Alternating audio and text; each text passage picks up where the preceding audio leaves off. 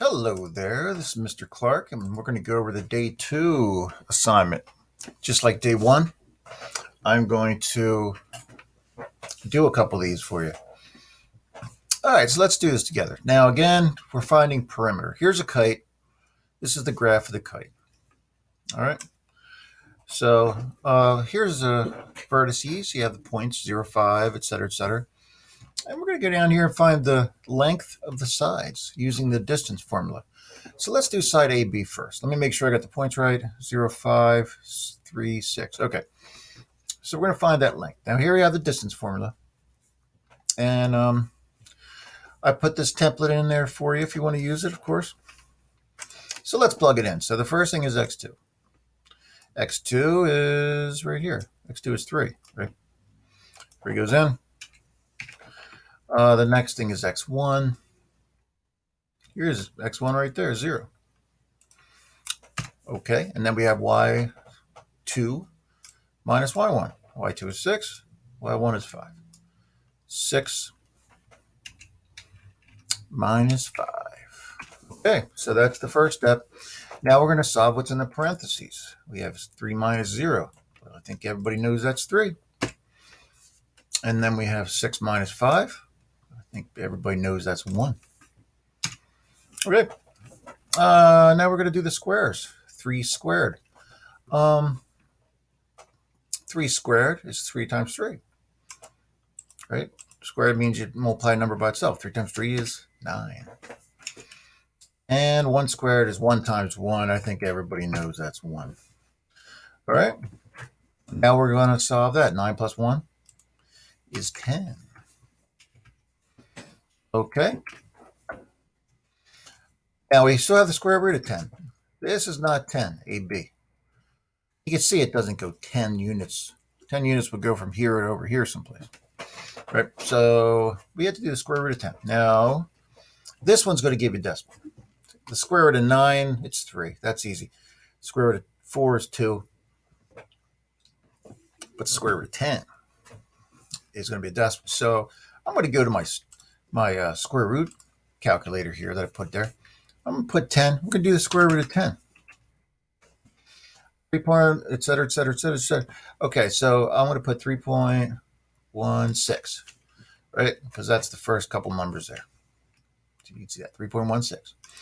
All right, so it's a decimal. It's 3.16. That's the answer, 3.16. Okay. Remember when you round, the number after 6 is a 2. So the 6 does not go up. If the number after 6 was a 5 or above, the 6 would go up to a 7. And that's how that works.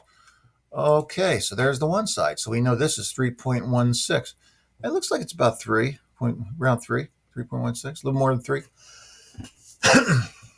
We got that.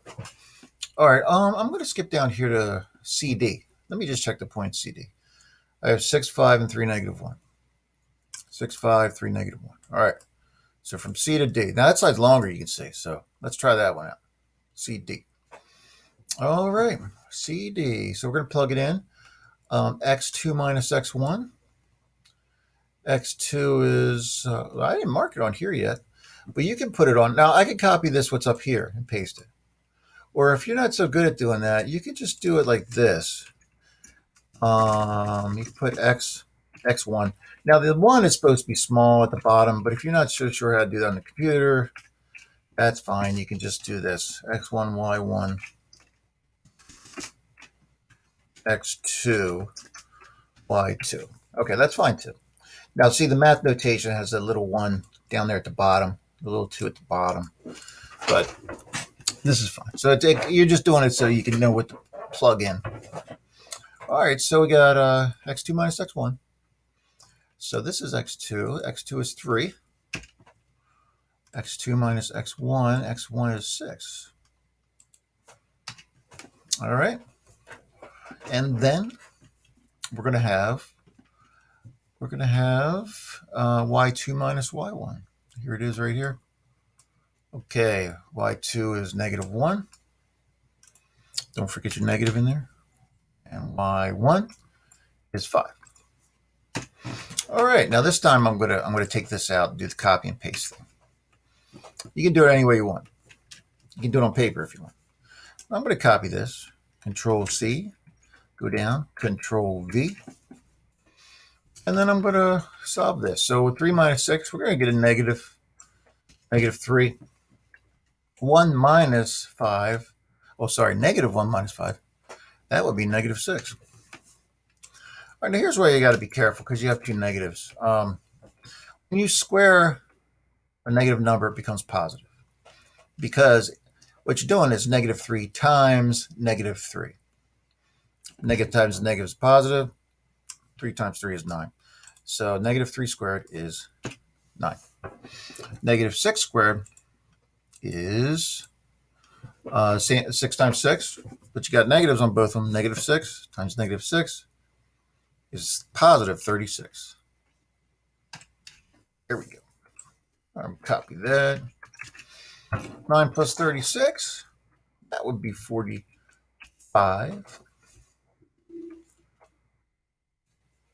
And now we need to do the square root of that. Now that one's going to be a decimal too.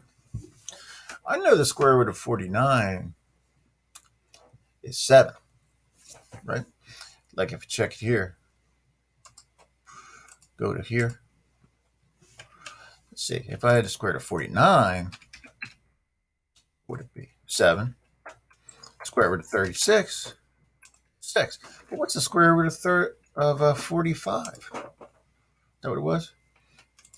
Well, I don't know, so I'm going to put it in here, 45. Yeah, it's, oh, not quite 7, so between 6 and 7. So it's 6.70. Since we rounded the other one to 100th, 2 decimal points, I'm going to do this one too, even though it would round nice to just 6.7. So yeah, you have 6.708. So that 8 makes that 0 go up to a 1. Now, if you just put 6.7, that's okay too, but I'm going to put 6.71 because that's to the nearest 100th. 6.71. All right, I've been talking a lot, so I'm making sure I get this right. 6.71. Okay. 6.71. All right, so we have 2 of the sides there. Okay, so when you get to the perimeter, just like day 1, just add up all these sides. We know this is 3.16, and the other one, the long one, CD, is 6.71. So you need to find the lengths of these other 2 sides, this side and this side, and then add the perimeter. That's it. Okay, when you've done that, you're done for before vacation, unless you have makeup work to do. So, okay, let me know if you have any questions.